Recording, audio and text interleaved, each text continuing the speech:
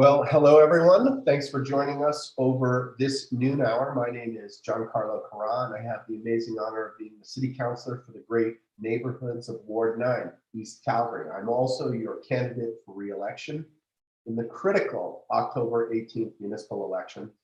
And this is Conversations with Carra. We were trying to figure out how to run a campaign in the midst of a global pandemic, and Conversations with Carra sort of came up as a way that we can engage the electorate in really important and thoughtful conversations about things we need to be thinking about as we chart our course into the future. The other really important thing is that Calgary is at a crossroads. We obviously are looking to diversify our economy, and one of the big areas of strength that we have is in biosciences and medical technology, and conversations about aging in place are critical. This is the conversation we're having about aging in place. And before I begin, I would like to start with a land acknowledgement. So we are Treaty 7 people here, where the Bow and the Elbow River meet, Kinstis. And when we acknowledge that we are Treaty 7 people, we are saying that the act of building community on this land started not with the foundation of the Euro-Canadian city of Calgary. It started in time immemorial with the First Nations of this land, the Blackfoot people, the Aye Nakota people, and the Tsuut'ina people. We acknowledge the Métis with their long history on this land, and Indigenous people from across Turtle Island who have joined Euro-Canadians and international Canadians in the project of building community on this land. And when we talk about building community, I think that communities, societies, civilizations, I think how we raise our young and how we take care of our elderly are defining aspects. And today we are talking about aging in place, which is a best practice in elder care. And we have three amazing experts in the field. And without further ado, let me introduce them. I'll just say that we have Dr. John Brown with us. We have Shirley-Anne Reuben with us, and I will give a more expanded bio.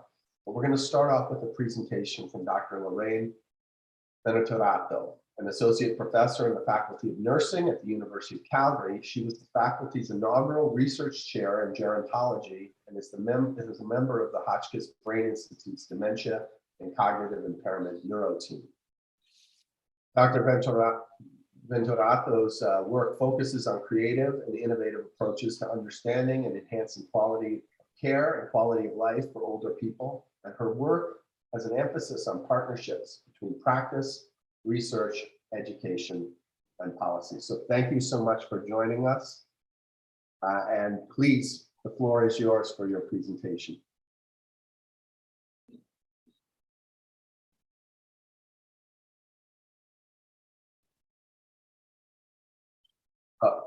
Doctor, you are muted. I am muted, thank you. It's a sign of the times that seems to be one of my most common problems these days. I was just saying thank you so much for the invitation to come and talk today.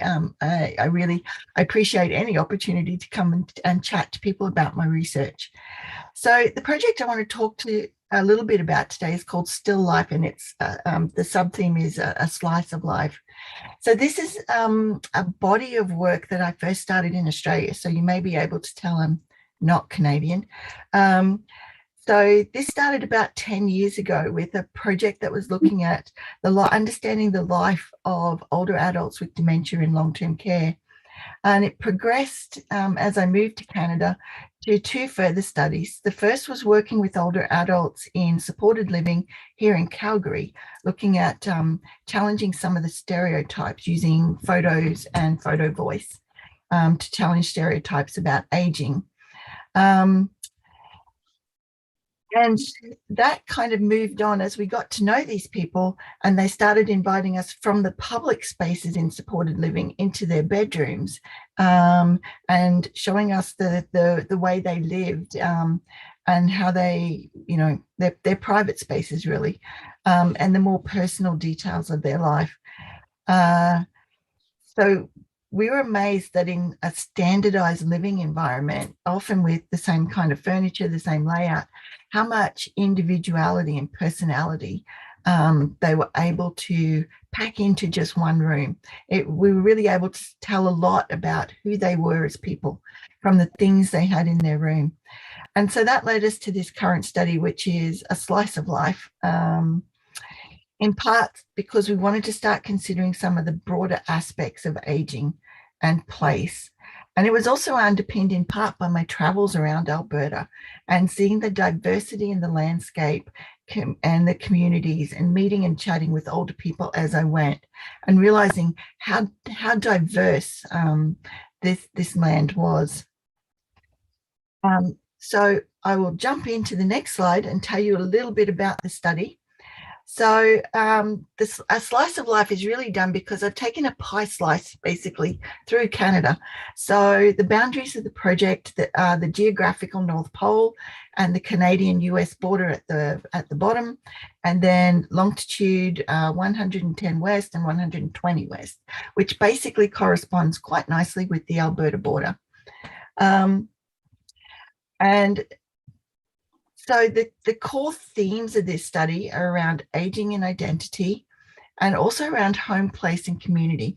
And it's interesting to note that we tend to think, and certainly from my background in healthcare and as a registered nurse, I tend to think of aging as an embodied experience. So I think of the aching knees, I think of the chronic illnesses, I think of arthritis, I think of gray hair, think of people slowing down. I think of the biological and the things that happen in our body as we age. But it's really important to note that aging is also an emplaced experience. So it happens in our environment. And so, you know, as an emplaced experience, we affect our communities and our homes as we age. But our communities and homes are also affected by us. So we can talk about aging communities as well. So, for example, I'll use Forest Lawn. According to the 2016 census data, Forest Lawn has about 12% of the population that's aged over 65. And of that percentage, 1% of those are aged over 85. And it has a median age of about 37 years. But if you take somewhere like Oyen, which is out on the prairies near the Saskatchewan border, they have about 30% of their population, as opposed to 12% of Forest Lawn. 30% of their population is aged over 65. And of that 30%, 10% is aged over 85. The median age out there is 50. Very different kind of community profile that you can see across those two places. So Oyen would be considered an older or aging community. I think the important thing to note, though, is that even in younger communities, younger people tend to have older relatives, either living with them or not living with them, that give them issues to focus on in terms of older adults, and where and how their parents and their grandparents may be aging. So the key concepts in the study are around aging and identity. I'm particularly interested in this, in how people see their place and how that informs their future decision making about where they might live and how they might live as they age.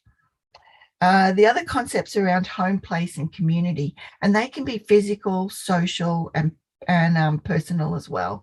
So the physical building, the relationships that come with that, and the personal mementos and artifacts that we embed in our places and in our homes, that give those places meaning, that hold our memories, I guess. So a home and a community does more than just provide shelters. It also tells the story of who we are as people, as individuals. And particularly today, and living in the age of COVID, home has taken on a new significance as both a place of safety and haven, but also as a form of imprisonment, where it's like where we may feel trapped at home more than we have in the past. So home, place, and community are often termed the landscape of memories as we age. So we'll move on to the next slide, and I'll tell you a little bit more about the study. So essentially, I'm doing a research road trip, getting out of Calgary and going from Lethbridge in the south up to Forest Lawn in Calgary, out to Oyen in the east, up to Jasper in the mountains, Grand Prairie, Fairview, and High Level in Alberta, and then heading up to Enterprise and Yellowknife in the Northwest Territories. And when I go to those communities, well, actually, those communities range from 152 people up to Calgary at 1.3 million. They include rural, remote, regional centres and metropolitan areas, and they have diverse economic bases. So they range from agriculture, government, tourism, and business, and oil and gas. When we get to those communities, we're in the process at the moment of doing community mapping. So we're looking at those kind of aging profiles. We're looking at health services, social services. We're looking at what kind of, what the community is like. And that's collecting big data from publicly available sites.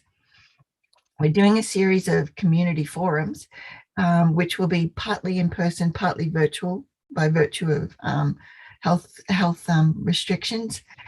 And in that, we'll be inviting anyone that's got comments about aging relatives or their own aging to come forward and talk with us about the issues in their community. We'll be doing some one-on-one interviews. So we're hoping to to identify 3 individuals in each of those communities and follow them around for a couple of days, do some interviews. And while we're there, we'll also be doing photography of their environment and their community, their home, and we'll be making a short film of the process as well, a short documentary film to highlight. I think in part I want to highlight the heterogeneity, the diversity across all these places, particularly in terms of informing policymakers. I think it's really easy when people sit in Edmonton or Calgary and make decisions about the lives of older adults without perhaps understanding how different those lives really are across the province and the territory. So yeah, that's it in a nutshell. The next slide just acknowledges that I'm not doing this by myself. Dr. John Brown, who's also on the panel today, is also part of this study, as well as Alex Ramadam, who's a photographer and burgeoning filmmaker, Dr. Graham McCaffrey from University of Calgary, and Dr. Suzanne Goopy, who's at a university I think she's at the University of Edinburgh. And we also have funding for this project from the Canadian government and support as well for the study that we're doing in Forest Lawn from the Brenda Strafford Centre on Aging. That's really the study in a nutshell. That is really interesting, and thank you for that overview. And really, I love the term home place because it creates a beautiful segue into the work of our next panelist, Shirley-Anne Reuben. And I will note that I view Shirley as a bit of a mentor in community activism. She's been a neighbor of mine in the community of Englewood for as long as I have been cognizant of community activism, and she's been a community activist, and we both share as a mentor Jack Long. And Shirley-Anne Reuben initiated the Jack Long Foundation to build community-based affordable housing. The Jack Long Foundation's philosophy ensures that host community and potential resident voices are heard. Elder House is a pilot shaped by the values of elders themselves and their community, and this is a very interesting approach in the community of Englewood to be, as Dr. Venturato told us, the heterogeneous experience and lifestyles of seniors in our province. So turning it over to Shirley-Anne Reuben, talk to us about the work of the Jack Long Foundation and what Elder House is. Thanks, Gian-Carlo. Yeah, we and thanks for that intro. That was more than I put down anyway, so thank you. Yeah, the Jack Long Foundation, we actually fell into this issue of aging in place simply by consulting with the community, because our philosophy is really to be people-oriented and relationship-oriented. So we started, and Gian-Carlo, I think you took part in our initial identifying what is the affordable housing need, and the community was involved voluntarily. So then we looked at the community, what does it need? They identified aging, for their seniors who have affordable independent living, but do need some place to go when they get older and need some supports. So that kind of brought us into, well, why don't they go to other places, and why, so we felt we needed to talk very much. Our work is about relationships and personalities. And Lorraine, when you talked about as the individuality and the personality in each person, it is in each of their units. It's really evident when you speak to people, but there are some common things, and their common values are what shape this particular project. And if we could have the elder house, just the outside slide, Devin, that would be great. So I see that you have it. So the Elder House project came from looking at the community. And so we felt we needed to be in line with the community in terms of, on the first step, it's a single family community. We wanted integrated, and the values that people espoused to us was that they wanted to be part of the community. They wanted to be independent. They did not want to be treated like they were being warehoused, is the term they use when they talk about institutionalizing. And the very first quote that I got from someone has carried with me, and it said, "Don't take away our choices." This was my very first consultation with seniors. So it was really important that we talk to them about how they want to live, because really, what I know may not be what they want. And what we did find is the common themes were staying in the community was really, really important, and the independence was really important piece, and they wanted to remain involved. So the Elder House project is on a regular single family street. It is a 2-story building, and it houses 17 people. It gives the same experience as a single family home, so that, in other words, when you look out the window, you can chat with your neighbors and that sort of thing. So we designed it by what people said. And if we could have the next slide on the common space, that would be great, Devin.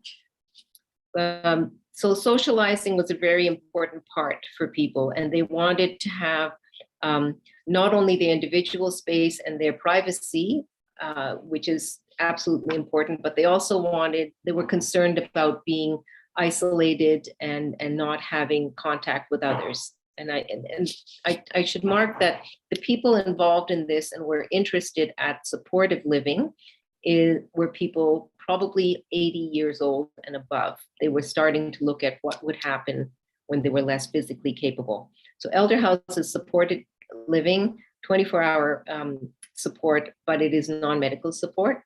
And we see many, many seniors. We have some 90-year-olds in the community that live in their own houses quite unsafely. And while I say that, I just want to say, I'm hoping that I don't get evidence of living too long independently, because my office is in a seniors building and that fire alarm goes off quite often. So I'm hoping it doesn't happen right now, because that would be tragic.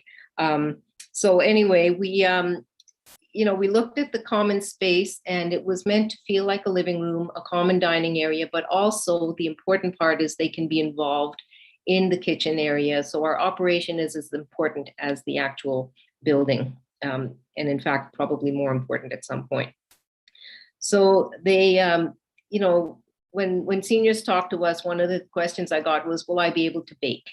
And we have seen in other studies that, of course, when people have a purpose, they do not, it kind of slows down dementia, and that is actually being incorporated in dementia homes. So we've sort of designed this to be small enough, and it goes against the grain of other facilities, because rightfully so, land is very, very expensive, but it's meant to be, there's that critical mass where there's personal relationship. And so this is part of, we're looking at the living dining area. And I think we have another slide of this particular area, Devin, that might show the kitchen area as well. That just has it's an open plan kitchen. Now, what are the benefits of Elder House? We also didn't negate what we have to work with, which is the healthcare system and what exists now. And so the existing healthcare system is has some certain things. They do espouse to aging in place, but there are many things that differ. And when we looked at their programs, we thought this could work with home care because it's existing. And we could bring home care in for the medical support. It's smaller and more personal, which is what's really important about this project. And we feel that people are healthier, and it still comes in at a lower cost, significantly lower cost than when we have publicly funded spaces. We also feel it's more financially responsible because the level of care is not always what we see with seniors, especially those in lower income, is they end up going to nursing care, and that diminishes their lifestyle and their mental capacity quite often when they don't need it. And that's also a very expensive model of care, which is needed, but not for everybody. So we felt that this was an important part of our project, that to keep it, and our biggest value absolutely is that this can be duplicated, and we are committed to having it duplicated. So we've worked with the whole healthcare system, and some of the experts actually told us that given this whole thing with what we've seen with COVID, this type of facility would have prevented a lot of that transfer and a lot of the problems, because we could essentially isolate but still live in community. The provider that's there, the 24-hour care person, would be dedicated, and would the evening person lives there, so they would be part of the community, and the workers would be dedicated to the site, so there would be meals served, and you know, home housekeeping services. 3 of the units actually in Elder House, there's 17, 3 are actually independent. So, and that came from seniors who wanted to transition, but they can purchase the services or sign up for them when they need them. So they can age in place. And the other is of the 17 units, 3, I believe, of the 14 units, 3 are for 2 people. So we've got 7 units in the whole project that will accommodate 2 people, because again, separating husbands and wives seems like just a brutal thing to do. So our, again, our, you know, what we feel is this is a very low cost project, and it is a pilot for single family communities. We've had to work with planning issues to make sure that, but we're, you know, we've gotten through all of that, and the municipality has been excellent with helping us with that. And we're just waiting to build it. So Lorraine, I really appreciate your comments, because some of these things showed up for us from people individually, and it has helped us to define this project. That's my project. Thank you. Well, thank you for showing that to us and taking us through how the Jack Long Foundation is innovating in the space of seniors housing with this elder house. I think of it as sort of like seniors co-housing, but a really neat project, and I'm very proud to have helped you know, secure the land and the space for the Jack Long Foundation to continue that work. And I agree. I was the brand new president of the Inglewood Community Association when you started to do the research how the Jack Long Foundation could address the most pressing affordable housing need in the community of Inglewood. And I'm very proud to see where we're at, and I can't wait to see it built.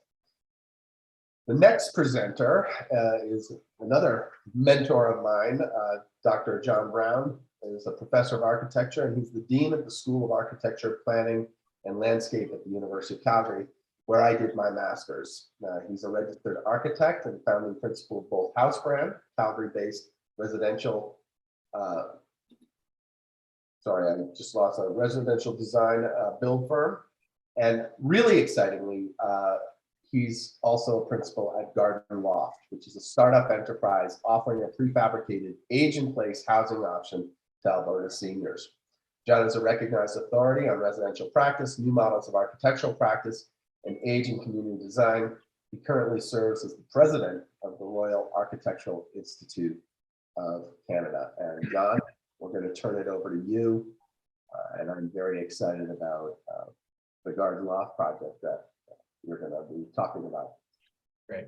Thank you, Gian-Carlo. And I also just want to say that that this project is indebted to you, because back when it was a university research project that we were looking to build a prototype to do testing, you championed the project. I think that was back in 2015, and helped us to go work through the city administration to be able to place a prototype unit on 2 properties in the city and gather data in collaboration with the Cummings School of Medicine. So we've since taken the project outside of the university to commercialize it as a business enterprise that we launched this year.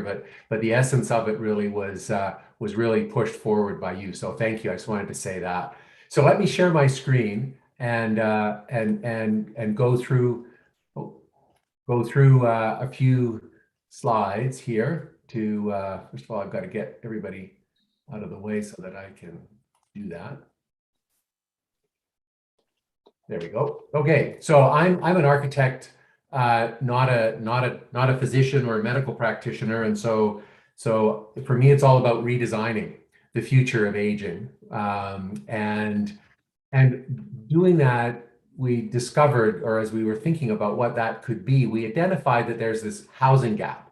There's the existing house that people are living in, as both Lorraine and Shirley-Anne had mentioned, and then there's the care home, the assisted living facility, and there's this space in between that where you're not quite able to live in your house, but you're not really yet ready to maybe go into the whole hog of being in an assisted living. And so what we tried to do is create an option in between, a transitional place, and a housing option that bridges the gap between your existing house and the care home.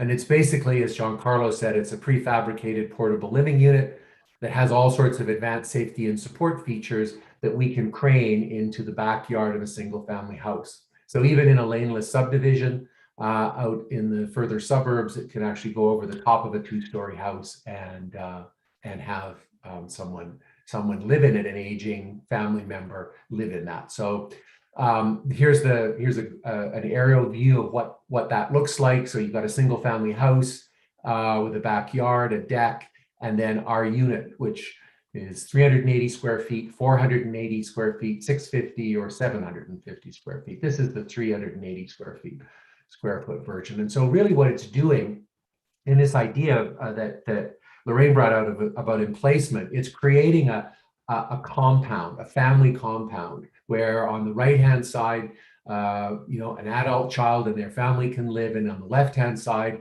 their parents can live, and everybody can be together to provide that kind of familial community and support. But at the same time, everybody can also be private. Nobody wants to be a permanent house guest, and very few people want to have a permanent house guest. This way, you're able to maintain your own sense of identity, privacy, agency, and independence, but you're only steps away, moments away from family, from grandchildren, from some dinners and support as needed.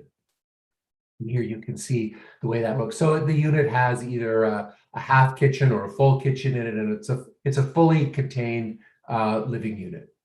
So this idea about it aging well being a design challenge, and it actually, I think it fits beautifully with the 2 previous conversations, was that it really is a design challenge, because we want to try to destigmatize the aging process. And as I look at it as an architect, too often the things that happen to your house as you need supports, or when you go into particularly older assisted living facilities, and certainly Shirley-Anne's doesn't qualify for this, they are the aesthetics of a hospital. And the aesthetics of a hospital just tell you and tell everybody else that there's something wrong with you. But aging is not a disease. Aging is an achievement to reach for. And so, we shouldn't be reminded that we need these supports. And so in the same way that glasses provide a physical or a medical support, they let you see clearer, but they do it in a way that's transparent to the style of the glasses. You choose your glasses depending on the way you want to see, you want the world to see you and the way you see yourself. And you may not be able to see me on screen right now, but I've got big, thick glasses, black glasses, because I'm an architect. That's what architects are supposed to wear. It tells you I'm an architect. And also my wife tells me that I look at least semi-okay with those on. So That's why I choose to wear them. And so the challenge that we took on was, how can we do that in an architectural space to provide advanced safety and support without sacrificing the look and feel of a home? So I'll just show you very quickly a few images. This is the inside of our 380 square foot unit. You can see the host house just outside the door. It has a special floor that reduces the chance of injury from a fall by over 43%. And in the evidence-based testing that's been done on installation so far, no one has broken their hip while living on this floor. Here you can start to see the kitchen. It has a sit-stand desk for the countertops, and an integrated handrail that has a light, a motion activated light. There's a lot of stuff going on here. There are about 20 design features that are meant to increase your safety, but also provide cognitive and physical supports for various kinds of mobility, reach, and issues and the like. Here we've got the bedroom on the left-hand side, in that cabinet just behind the light and that yellow side table. There's a cabinet that's insulated and sound insulated. It has fresh air intake so that it can support an oxygen concentrator, keep it concealed and keep it quiet. And then that chair rail that you see on the left-hand side just below the window is actually underneath that, has a support system for the tubing so that it keeps it off the ground as you move through the house. There's looking back through. And it really is, how do you, and of course this is a show suite that we've done, but everybody can furnish it their own way, make it exactly the way that they feel. But this is not something that looks like it's bristling with medical supports. And then the bathroom. So just really quickly, and I'm not going to get into this, but it compares very competitively with living in an apartment as an independent, where you're just comparing the costs of living. If you're looking at independent living with a lodge, so adding in the kinds of meals and activities for that, it's right in line with the kind of midpoint for those kinds of facilities.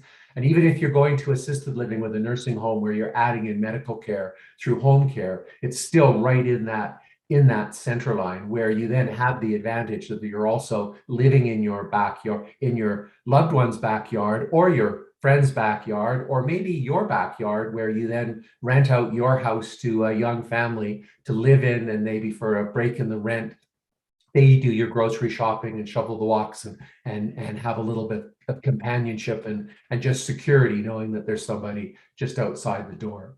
So we're really excited about this option. We launched the company in this spring. We're getting close to starting construction on our first set. The city's been very, very helpful with all of this, and if it doesn't have a full kitchen, just a half kitchen, it qualifies as an accessory building, so it doesn't need to go through the secondary suite process. If you're more interested in more information, gardenlofties.ca is our website. We can send you a brochure. You can sign up and have a tour of our show home. And we also give regular webinars. And the next one is actually tomorrow night from 6 o'clock to 7 o'clock p.m. And I do that inside the space, and we do a walk around, show all of the features, and answer questions. So yeah, please check it out. And thank you very much. That's my presentation. Okay, so 3 amazingly compelling presentations about home care and aging in place. And I guess the first question I just want to, and I really appreciated that diagram that you had of sort of that middle space, and that's exactly what the Jack Long Foundation and Elder House is trying to do, is sort of create that sort of missing middle response to these 2 extremes that we're seeing when it comes to aging in place, and that's either stay in your home or become institutionalized. And so I guess my question is, and maybe this is for Lorraine to sort of jump into, how big a challenge is this, I guess, gray wave coming at us? And how quickly do we have to move? And everyone can jump in on that, but Dr. Venturato, maybe you start as sort of the expert in gerontology. I think in general populations are aging, but and it's important to realize that I think older people bring as many, an aging population brings as many opportunities as it does challenges, and it really gives us the chance to think about doing things differently. I think we know that existing models, we need more flexibility, we need more choice, people need more options, things that people perhaps accepted in the past aren't working these days. People want things like Wi-Fi and that choice that I think everyone's been talking about today. So yeah, I would say, Gian-Carlo, I mean, I think it's really, really, it's really important that we get a move on it. Simply just taking numbers, the last time I checked, it was something like 1 million seniors in Alberta within the next maybe 10 years. And that might even be a bit conservative, but that was the stat that I saw. And Lorraine, I agree with you completely. Seniors offer, they're not in need, and that's where we came across. They're not in need. They are actually people that contribute to their community. We have, and Gian-Carlo, you would be familiar with this, in Inglewood and many of the inner city communities, 90-year-olds that sit on boards and just give so much wisdom. And so I think rather than seeing people as a need and seeing them as an opportunity or contributors is really the shift we need to make. As John said, aging is not an illness. It is a part of your life, and we're all going to get there someday. And I think that it's important that we now many governments have put that as priority, but they have not acted on it. And I think we need to start acting on that. I agree. I agree very. I'm frantic actually about the fact that we have so many seniors who are aging in place in their own houses, and maybe those aren't the best environments for them anymore. But I think that, as we heard, there's your house, but then there's your home community, and the connection to community is so important. John, when you were sort of doing this as less of a commercial venture and more of a sort of a research project out of the University of Calgary,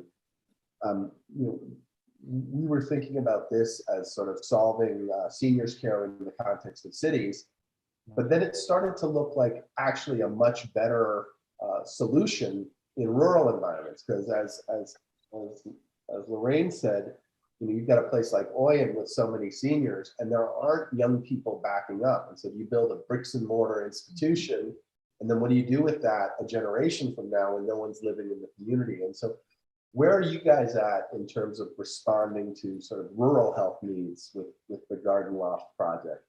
Yeah, that's a great question. And maybe just before I answer that specifically, just to go back to the first point, I think it's not only the community writ large, but it's also the family community. And in our research, we found so many families that feel terribly guilty because they can't take care of their family members, because some of them just aren't living in the same city, and that's obvious, but just their houses aren't well placed to be able to accept a family member. Usually they're just right sized exactly for the needs of the family. Maybe there's a guest bedroom that's in the basement. That's not a safe place to be. There's a lot of stress too when you bring someone into the family. But historically, if we look at the larger sort of trends of human civilization, older people just lived with family members and provided some kind of meaningful contribution to the way in which the broader family moved. And so we thought that was a really important piece to fix on. And we've had a great response a bigger response than we thought. We were going to move out into the rural world, and we are doing that. But really the response within the cities of Edmonton and Calgary have been immense, with people wanting to have something like this as an option. I love that point. I just want to highlight it, is that, you talk about that missing solution that both Elder House and Garden Loft are responding to, but then we talk about aging in place in terms of your community and aging in place in terms of your house. And in between that is the family unit, which is another sort of missing level in the middle of that. I think that that's really interesting to hear. Now, home care is considered a ideal solution if you can make it work. And both of these solutions are home care that are sort of home care, but also community care and connection in the sense of garden loft to an actual family unit, in the sense of elder house to a co-housing sort of family community. The thing that was interesting about the garden loft when it was a research machine was that you could actually do home care in more of a clinical situation, because it's hard to sort of come up with actual standardized research when everyone's home is different and everything's different. And the beautiful thing about the garden loft is that you can put the same flooring in, or you can put the same lighting in a standardized way. What component of your work is still connected to that clinical research that will help seniors housing solutions across the spectrum? Oh, it's intimately tied. I mean, the thing is that, you know, we thought, and the University of Calgary is an entrepreneurial university, and we are interested in impact. And so, you know, we're very much encouraged to take our research and apply it. And how do we move it out? And so, you know, yes, it's great to build one prototype and do some testing. It'll have much more veracity when we have 50 or 100 or 200 of these, and then we can still continue to do the same sort of research. I'm still the dean of the School of Architecture. We still have connections into the Cummings School of Medicine. It's just that we need to be out in the field, and we need to do some, we need to be able to have that kind of data. But you're absolutely right. Home care is the answer. It'd be interesting to hear what Lorraine thinks about the sort of opportunities and the limitations of that. But you know, because levels of care, at least from what I've been told, but is not a place. It's a service. It's the way in which you provide that care, and you can provide that care in lots of different sorts of opportunities. Yeah, I think that's actually an area that's going to progress really quickly as well. I think the thing I like about both the models that you talked about today is that it from a policy perspective, it actually ties in really well with the government Alberta's recently released review on facility-based continuing care, which actually drew a line towards shifting the focus towards strengthening community care service options as well, for people to remain in the community, remain in their own homes. And I think the two projects that you both presented give a really great a great example of how that might work, and how those enhanced services and that focus on community care might actually be a better option for a lot of older people. You know. So maybe if I could just jump in again, I think that what our research showed us, though, is like with the elder house and the notion of a standardized living unit, is, as we talked about, that's distributed all over the place. I mean, we're basically taking a elder house and putting it in 14 backyards within a community. Very similar kinds of idea. Is that it's not standardization of the unit, but standardization of care, that it's more efficient and more effective for the home care people if they know what they're walking into. You can imagine, you know, what it would be like to be a home care nurse, and every patient you've got, you're dealing with a whole new situation of, well, where do I plug my stuff in? Where do I sit down? How do I kind of manage all of that? Where's the oxygen tank? Where's the dialysis machine go? And if it's the same sort of place. And that sort of takes me into sort of the technology side of things. Because I remember when we were going through the early research versions of the garden loft, and we were talking about things like, you know, you will sit at your television and talk to your doctor. And the idea of telemedicine a couple of years ago was so weird. Like, and now I consult with my general practitioner, and like, we hopped online so fast, we're doing this online.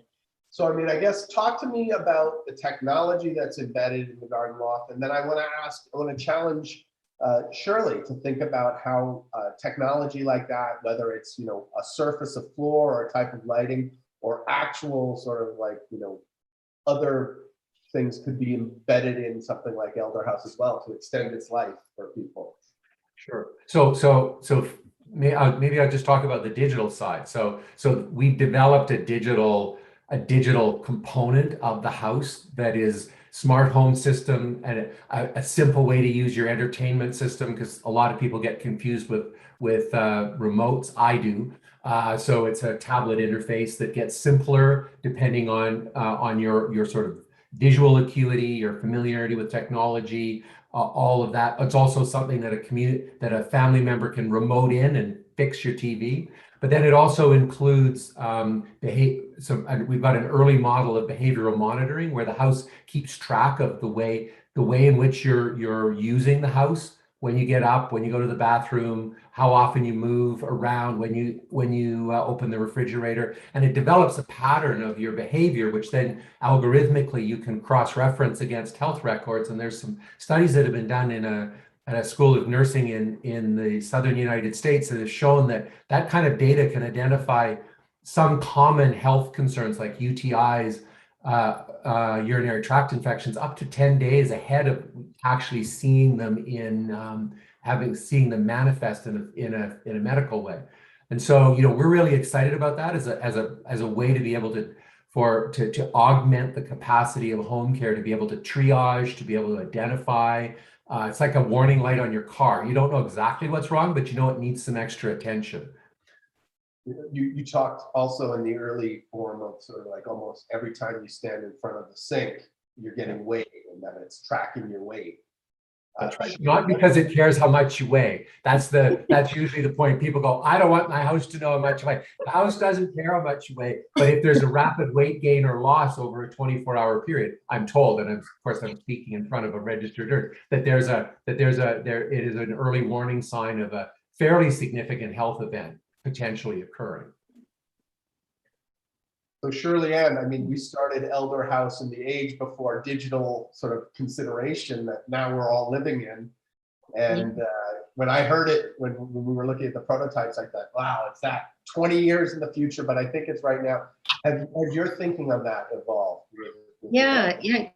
Actually, Gian-Carlo, we when we were going through the design and development process, we did look at changing needs, because we are working closely with the health authority. And so, it is designed so it can accommodate people aging in place. So it might be to extent of where you need a hospital care, but we can actually accommodate that. It fits the building code, and with very little, with just a little bit of need if we need in-house medical care, for instance, something like that.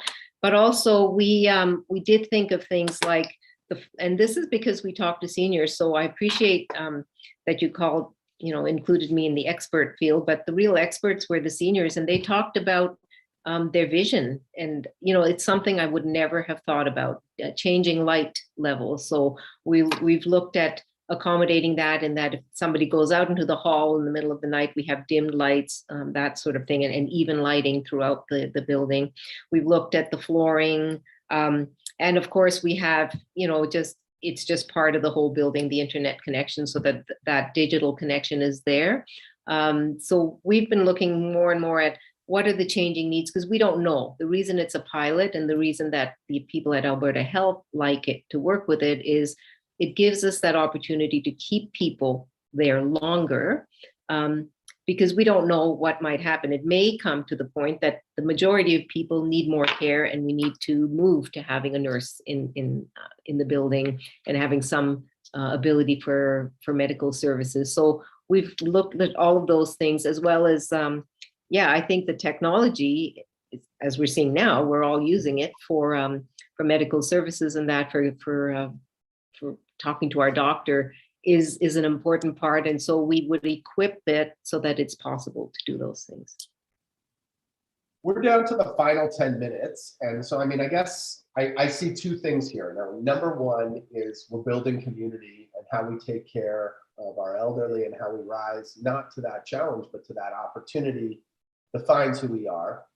And then there's the other side of it, which is we're also sort of looking to reinvent ourselves as a city. And one of the strengths that we've identified that we have is in, biomedical research, and that's an area for diversification of our economy. And I see, commercialization of things like garden wall as indicators of where our economic future lies. And so as we sort of sit at this crossroads moment where we can either follow oil and gas into a long and painful descent, or we can rise on our strengths. I'll ask all three of you, what can I do? What can your city council do at this existential moment as we choose not to descend into irrelevance, but to rise on our strengths as a great Western Canadian place to make it a great Canadian life? What are my marching orders, and what do I have to worry about? And what are you telling the next leadership of this city to keep their eyes focused on? Who wants to take that one first? And this is sort of like closing statement time too. Sure, I can jump in, because as we think about this a lot at the school. I think for the last 50, 60 years, Calgary kind of built itself. There was so much activity in the oil and gas industry that was coming in. Planning, city building, community building was largely about trying to get enough houses, enough roads, enough parking spaces for everybody to come in. I see that there's a lot of positive things that will come out of this existential pain that we're all in right now, where I think what we're doing is actually realizing that we need to take more control, or at least more responsibility for the quality of the places in which we live. What kind of city do we want to live in? And that's not just about physical things like beautiful libraries and that. It's the quality of the community. It's the quality of the way in which we all are able to live together and have family life and and all of that. And so to me, this idea that we've taken our foot off the accelerator a little bit is painful, no doubt. And we are looking for different ways of economic diversification, and I think innovation in all its ways is the way to think about that. And the University of Calgary is leading the way in all sorts of areas, including biomedical. But really, it comes down to saying, what do we want? What kinds of places? We don't need to have streets that just efficiently get us downtown anymore. Let's think about making them great places to come, because innovation requires people, and people come to great places. We need to attract talent. That's the buzzword, and I think we do that by creating a great community. And if we can create a senior focused or a senior embracing place to live, that will bring people into our city, young people that are looking at the broader family. So that would be my response. Okay, I can go next. Yeah, I think, Gian-Carlo, we talked about people focus, and I think that needs to keep throughout all levels of government as well as through community. Because when we talk about communities, as John said, communities are people, and keeping that focus of we're not helping, we're actually encouraging people to remain active within the communities. And the value is really important, because there really needs to be a switch from need to asset. And we often see expedience in solving a problem when we talk to seniors about seniors, as opposed to seeing what can they give us. And also, how do we do this? We've, John, that I'm working with your faculty actually on a partnership on how do we develop partnerships, which seems like a broad thing, with the commercial builders on developing these things, especially in high density neighborhoods. I mean, there's no way I want to build a 16-tower elder house, because that defeats the purpose of it. So those kinds of things do take different levels of government engaging. And I've got a pilot project, as you know, Gian-Carlo, it's been ready for 2 years. I'm standing with a shovel in my hand here. There's nothing else I can do. And yet we get caught up at different governments at different levels. And I think if there was some way of bringing that all together, whether it's through the municipality or, connections with the province, that's where I think a lot of projects get hung up, is different, changing landscapes, health it's not a priority. So really, when we see aging as a priority and see it as part of life, that would make a difference. And that and hopefully that will affect policy that help us to carry through. And if we can have partnerships with the commercial end, especially when we're talking about the affordable housing piece, in order to keep it affordable, we need the partnerships and we need the support. Thank you for that. And so we started with Dr. Venturato. Do we finish with you? It looks that way, yeah. And I agree with both John and Shirley-Anne. I think that You know, Calgary is quite a young city. We have a lot of energy and a lot of great ideas. And I think the innovation and the entrepreneurship that John talked about, as well as those partnerships, is really an important way to go. From my perspective, coming at this as a gerontologist and as a healthcare professional, I think, you know, this is about building the community and social infrastructure that helps everyone age well. And, you know, so having high walkability scores and good footpaths and sidewalks, sorry, and nice cutaways, you know, that helps young mothers with pushing prams, as well as older people with walkers. There's a lot of things, I think, that that create an environment that encourages all people to age well and to be aging healthy. I think the ability to offer more choice so that people have those options about how they want to age, where they want to live, all of those kind of things are really important. And I think the final thing I'd probably stress is that older people are a huge valuable resource. I'd be looking at ways that we can give them opportunities to engage, to create, to be involved in that innovation and those partnerships, and to give them space to direct rather than, I think the days of custodial or care or putting people to the side as we get older, it's not going to wash. Particularly for those communities like Orient that have fewer younger people coming through, it provides an opportunity for older people to step in and step up and be fully engaged in the life of their communities as well. Well, I think that those are, you know, great presentations, great thoughts. I'm completely on that page as well. And I just want to thank everyone for just engaging in such a thought-provoking and inspiring conversation. And hopefully, as Calgarians go to the polls on October 18th, continuing to make seniors aging in place a priority and enhancing the importance we place on that as we move forward is critical. So thank you, everyone. And yeah, thank you for your expertise, your work, and for spending this hour having a conversation with Carra.